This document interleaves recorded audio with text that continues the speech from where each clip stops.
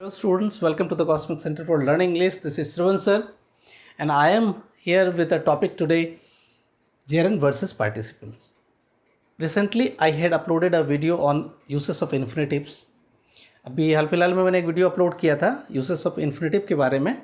तो स्टूडेंट से कुछ मुझे व्हाट्सएप मैसेजेस मिले थे और फ़ोन कॉल भी आया था कि सर जेरंड और पार्टिसिपल मोर कन्फ्यूजिंग है. तो मैं बता दूँ उन स्टूडेंट्स के लिए कि कोई भी चीज़ कन्फ्यूजिंग नहीं होता है. हमें समझ में नहीं आया इसलिए वैसा लग रहा है. कोई भी चीज़ हार्ड नहीं होता है. सब चीज़ हार्ड होता है या फिर सब चीज़ इजी होता है. क्या होता है कि एवरीथिंग इज़ हार्ड और difficult before it is easy. जब तक वो इजी नहीं हो जाता तब तक हार्ड ही रहता है. तो हम लोग परेशानी क्या है कि हम लोग रूल्स को रटने की कोशिश करते हैं, रोट लर्निंग को थोड़ा सा बढ़ावा देते हैं.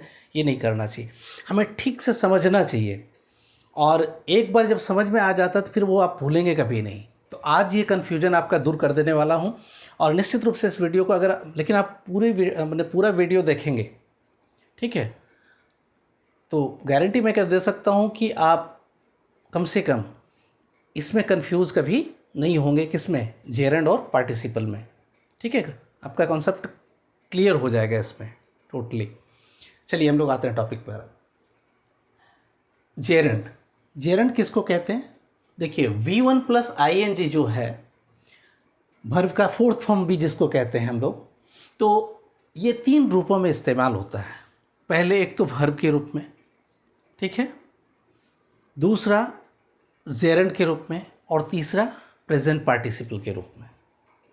ठीक है, तो वर्ब के रूप में कैसे इस्तेमाल होता है उसको कैसे पहचानेंगे कि वर्ब के रूप में जब कोई V1 प्लस ING सेंटेंस में आए तो उससे पहले कोई ऑक्सिलरी वर्ब होगा, बस हेल्पिंग वर्ब होगा उसके साथ. इज, आर, एम, वाज, वर, ठीक है, एट्सेट्रा, उसके साथ निश्चित रूप से आएगा. ठीक है. दूसरी बात कि वो जब भी आएगा तो मेन वर्ब के रूप में आएगा.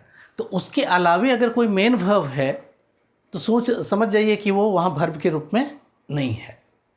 ठीक है, तो उसको पहचानने का ये तरीका है. अब है क्या कि अगर वो नहीं है तो जेरंड है.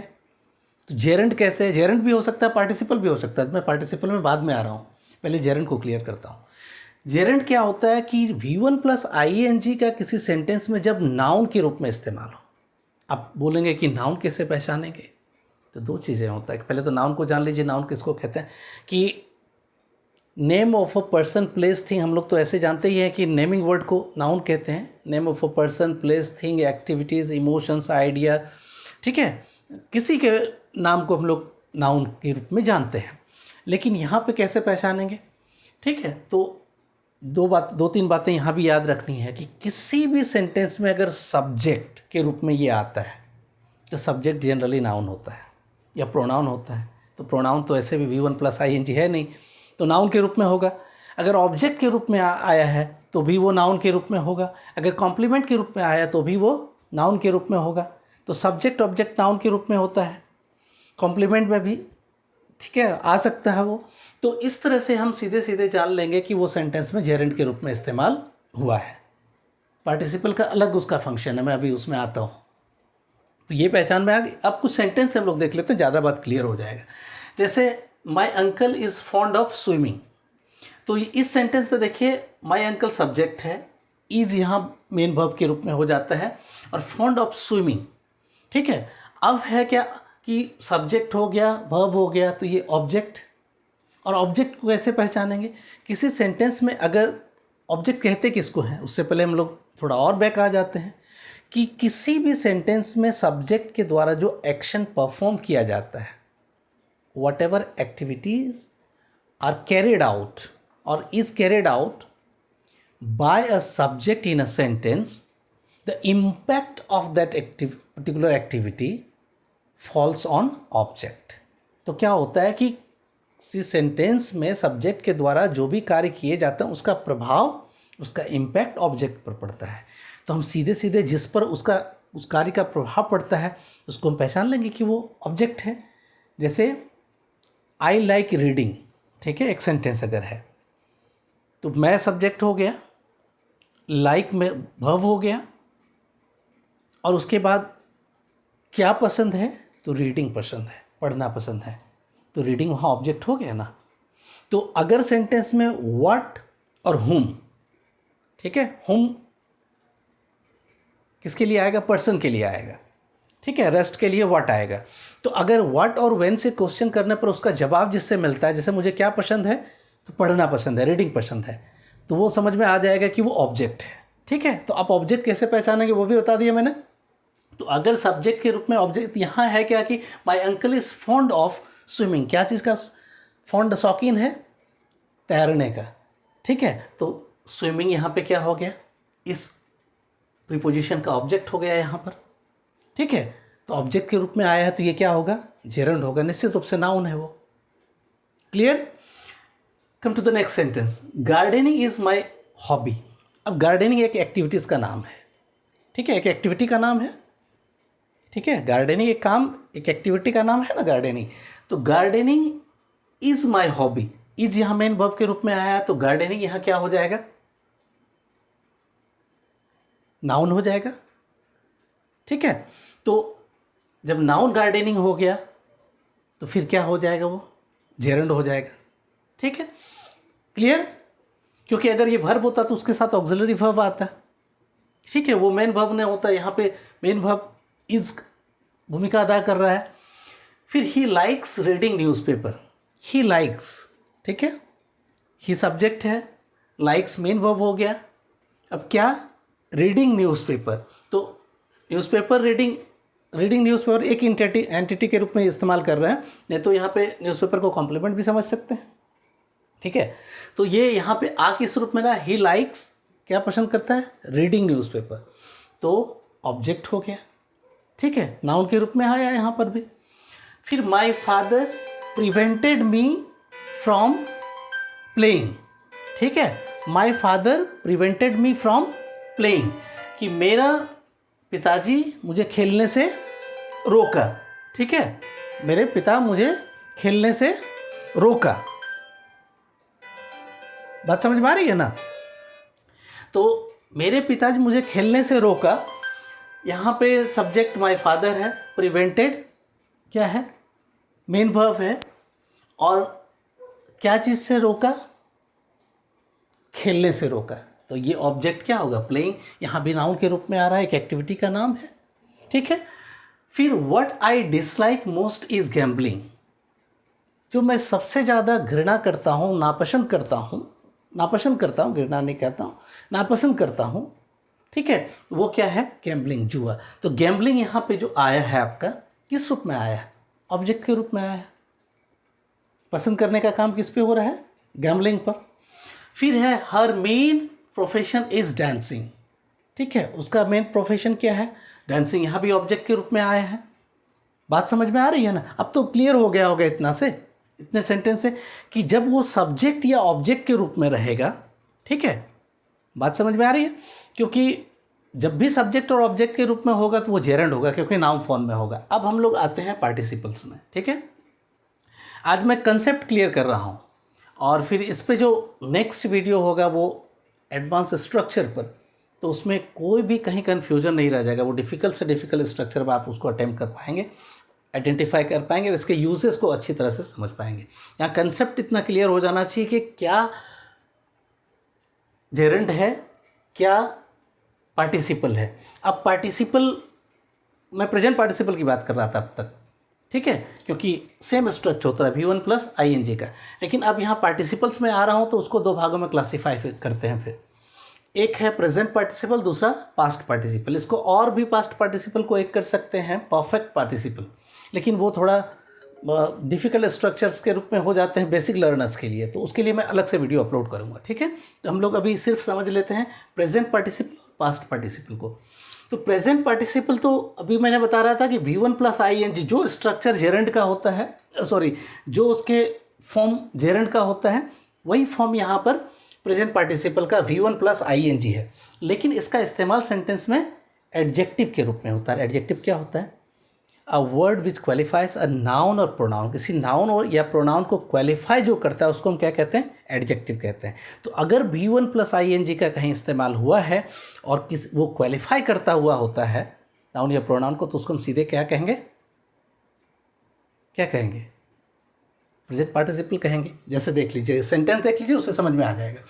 ही बोर्डेड, ठीक है, यहाँ पे डी छूट गया। He boarded on a running train, ठीक है। ही सब्जेक्ट है, बोर्डेड मेन वर्ब है, ठीक है, ऑन अ रनिंग ट्रेन। अब देख लीजिए यहाँ पे रनिंग से पहले आर्टिकल आया, एक पहचान तो ये भी है कि अगर आर्टिकल आया है तो वर्ब तो नहीं हो सकता है, ठीक है। अब देखिए, ही बोर्डेड, वो चढ़ा, किस पर चढ़ा? Running train. तो ट्रेन नाउन है और उसको क्वालिफाई कौन कर रहा है? रनिंग, ठीक है। यहाँ V1 प्लस ING किस क्या काम कर रहा है? वो नाउन को क्वालिफाई कर रहा है, ट्रेन को। लेकिन यहाँ पे क्वालिफाई किस तरह से कर रहा है? बहुत सारे ट्रेनें होंगी, तो उसमें किस ट्रेन की बात कर रहा है वो? कि जो ट्रेन चल रहा है, रनिंग ट्रेन का, ठीक है। तो ये ट्रेन का, या जब ये क्वालिफाई यहाँ पे कर रहा होता है, ठीक है, जब इस ट्रेन का ये क्वालिफाई कर रहा यहाँ पे होता है, तो ये क्या कहलाता है? एडजेक्टिव कहलाता है। जब एडजेक्टिव कहलाएगा तो वो प्रेजेंट पार्टिसिपल होगा। नेक्स्ट सेंटेंस में आते हैं, चिल्ड्रेन लाइक फ्लाइंग कार, ठीक है। चिल्ड्रेन सब्जेक्ट हो गया, लाइक वर्ब हो गया, और क्या पसंद है? Flying car. ऑब्जेक्ट उसका कौन सा होगा? Flying car. तो कार ऑब्जेक्ट है, फ्लाइंग कार को एक सिंगल यूनिट के रूप में इस्तेमाल हम लोग कर रहे हैं, एंटिटी के रूप में। तो यहाँ पे क्या हो जाएगा? ये ऑब्जेक्ट। तो कार को कौन क्वालिफाई कर रहा है? फ्लाइंग, ठीक है, V1 प्लस ING। वो ऐसे कार, मैंने कार बहुत तरह के होते हैं, लेकिन बच्चे को कौन सा पसंद है? उड़ता हुआ कार। तो वो कार को क्वालिफाई कर रहा है, और है क्या? V1 plus ING। तो सीधे सीधे हम जान लेंगे कि वो पार्टिसिपल है। अब आते हैं हम लोग पास्ट पार्टिसिपल में। पास्ट पार्टिसिपल का जो फॉर्म होता है वो V3 होता है, ठीक है। V3 होता है, तो जब वर्ब के रूप में इस्तेमाल V3 का होगा तो उसके पहले कोई ऑक्सिलरी वर्ब आएगा। ये यूनिवर्सल ट्रूथ एक तरह से है। दुनिया में कहीं भी आप कोई भी पढ़ा रहा होता है, कोई भी बता रहा होता है, तो उसमें अब ये इतना तो आसानी से आप जान रहे होते हैं कि अगर V3 का सेंटेंस में वर्ब के रूप में इस्तेमाल हुआ है तो निश्चित रूप से उसके आगे हैज़, हैव, हैड कुछ आया होगा, कोई ऑक्सिलरी वर्ब होगा। और अगर नहीं है तो वहाँ तो वर्ब के रूप में इस्तेमाल उसका नहीं हुआ है। तो अब देख लीजिए, कुछ सेंटेंस से क्लियर हो जाता है। तो उसका V3 को, ठीक है, वर्ब का थर्ड फॉर्म जब सेंटेंस में एडजेक्टिव के रूप में आए, जब वर्ब का तीसरा रूप किसी सेंटेंस में एडजेक्टिव, और एडजेक्टिव किसको कहते हैं? जो नाउन और प्रोनाउन को क्वालिफाई करता है, ऐसा करता हुआ जब सेंटेंस में प्रयोग में आता है तो समझ जाना चाहिए वो क्या है? पास्ट पार्टिसिपल है। कुछ सेंटेंस से क्लियर हो जाता है। His father is a train teacher. His father is, ठीक है, हिज फादर सब्जेक्ट हो गया, इज वहाँ पे वर्ब हो गया। क्या है? तो retired teacher. Train teacher, retired teacher दोनों एक ही बात है कि दोनों का एक ही, लेकिन यहाँ पे मैं रिटायर्ड लिख रखा हूँ, इसलिए रिटायर्ड जानिए कि his father is a retired teacher. तो टीचर यहाँ ऑब्जेक्ट है, नाउन है, उसको क्वालिफाई कौन कर रहा है? Retired, third form. रिटायर से रिटायर्ड बना है, रिटायर, रिटायर्ड, रिटायर्ड, ठीक है। Next sentence, time miss spent is time lost, ठीक है। टाइम मिस स्पेंट कि समय का दुरुपयोग करना, समय बर्बाद करना है, ठीक है। तो मिस स्पेंट यहाँ V3 के रूप में इस्तेमाल हुआ है। बात समझ में आ रही कि नहीं? तो ये एक तरह से क्वालिफाई कर रहा है। बात समझ में आ रही है? नेक्स्ट है, Satish felt disappointed. Satish felt disappointed. तो डिसअपॉइंटेड किसके बारे में? वो किसको क्वालिफाई कर रहा है? सतीश को, कि वो डिसअपॉइंटेड है। बात समझ में आ रही है ना?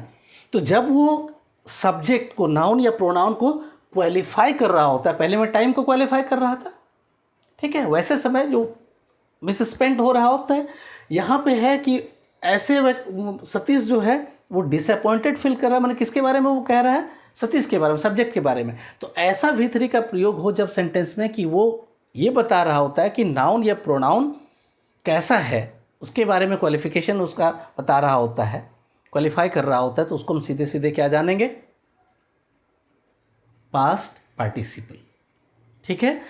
तो हम लोगों ने जेरंट देखा और पार्टिसिपल में प्रेजेंट पार्टिसिपल और पास्ट पार्टिसिपल। एक परफेक्ट पार्टिसिपल, उसके स्ट्रक्चर डिफ़िकल्ट, तो उसके मैं एक साथ लेके चलूँगा स्ट्रक्चर प्लस वो पार्टिसिपल आपका परफेक्ट पार्टिसिपल, क्योंकि इसके साथ वो थोड़ा वास्ट हो जाता है जो मेरे बेसिक लर्नर्स के लिए। अभी मैं कंसेप्ट क्लियर करने के लिए इसको अपलोड किया, कुछ बच्चों ने मैसेज किया था, मैं एक साथ अपलोड करने वाला था, थोड़ी लंबी वीडियो हो जाती वो, लेकिन अभी डिमांड पे इसको मैं तुरंत अपलोड कर रहा हूँ। ठीक है, तो आज हम लोग इसको आप देख लेंगे। इसके बाद मुझे नहीं लगता कि कन्फ्यूजन होना चाहिए, अगर कन्फ्यूजन होगा तो फिर हम कमेंट बॉक्स में आप डालेंगे, उसको क्लैरिफाई कर दिया जाएगा। और नेक्स्ट वीडियो में इस पे जब डालने वाला हूँ, जिसमें एडवांस लर्नर के साथ भी का मैंने ज़रूरत देखते हुए, उनकी जो ज़रूरत को देखते हुए, जो डिफ़िकल्ट स्ट्रक्चर के साथ, तो उस समय और भी क्लियर हो जाएगा। ठीक है, आज इतना ही, बाय।